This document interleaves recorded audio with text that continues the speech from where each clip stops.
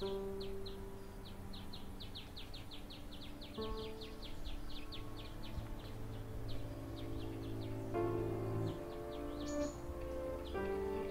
Elbe River floodplains in northern Germany.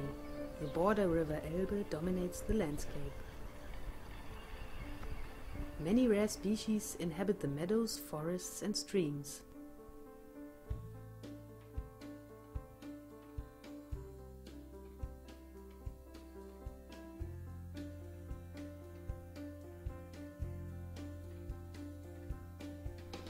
Between 1948 and 1989, the Elbe River used to separate the two German states along about 60 kilometers. Today, this former border stretch is a green belt and a memorial landscape. It is not only protected as a biosphere reserve, it is at the same time a living monument to overcoming borders. For years, people living here have developed this unique combination of nature, culture and history. Nowadays, nature conservation goes hand in hand with nature tourism. A group of conservationists, scientists and tourism developers from the Baltic Sea region wants to see how this works. Dieter Leupold, the local coordinator of the Experience Greenbelt, will show this special place to us. We set out in Lenzen Castle, the home base of Dieter and his organization Friends of the Earth.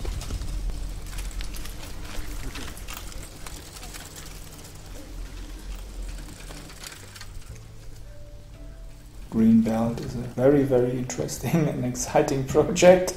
And I think we are responsible for the following generations so that they can always remember what happened here in Europe and Germany for more than 40 years. One of the new tourist products is the four-country border cycle path. The Greenbelt promotes low-energy tourism rather than car tourism. The cycle path crosses the former border from east to west and back again.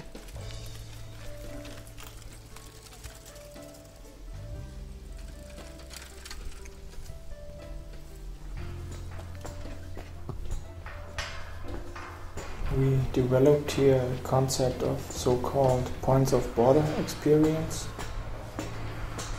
That are points or areas where you can experience and see interesting nature or remaining parts of the former inner German border, like watchtowers or parts of the metal fence or petrol paths or monuments for destroyed villages or houses or killed people. Many of these experience points existed before. They were set up or commercially run already by local people in the 4 administrative districts that border the Elbe here. But some points were newly developed, and both the cycle route and the points of border experience are now included in the first visitor map, which covers all 4 districts. Because in most cases the map ends at the border, and this was also one of the main objectives of this project, to coordinate across the border and bring them together. Still, 20 years after the fall of the wall, many people don't cross the river. Dieter and his colleagues always look for ways to interlink nature conservation and tourism. Next to an old watchtower, there was a small, useless building. They renovated the tower for tourists, turned the small building into a refuge for bats, and put an information board about the animal's lifestyle. A perfect point of experience, both of nature and of history.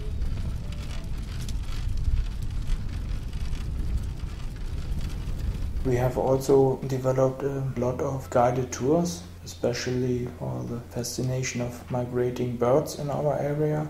From autumn to spring there are thousands of Nordic geese, cranes, swans, some parts also a lot of eagles. And we have also guided tours about border history in the region. And our experience is that these tours, they are very interesting, especially for people from the big cities.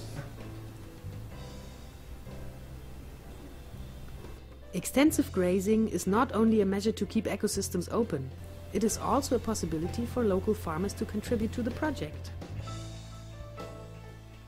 To involve local people is in general a very important aspect. For example, artists from the region did projects with several schools that dealt with the former border situation. The combination of nature, culture and history seems to be successful. After nearly 4 years of work, we have considerably higher acceptance also for nature protection projects. And Green Belt with a combination of nature, history and culture is a good product for many people to come to these regions. Also, the project developed a new corporate design for the German Green Belt. Now you find Bundesland Deutschland everywhere in Germany, and when you see the sign, you know you're at the Green Belt.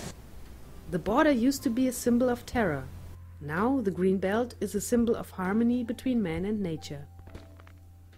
But is this all? What will happen after the project? I think we can say Green Belt here has future. Many project associates are interested in a continuation of the project. Some new projects are in progress, but I think there's still a lot of work to do. And yes, we are working. Here in the Elbe River floodplains, Dieter and his colleagues have shown us how a region can really gain a lot from the Green Belt. The end of the Experience Green Belt project is surely not the end of the line, and surely not the end of the Green Belt.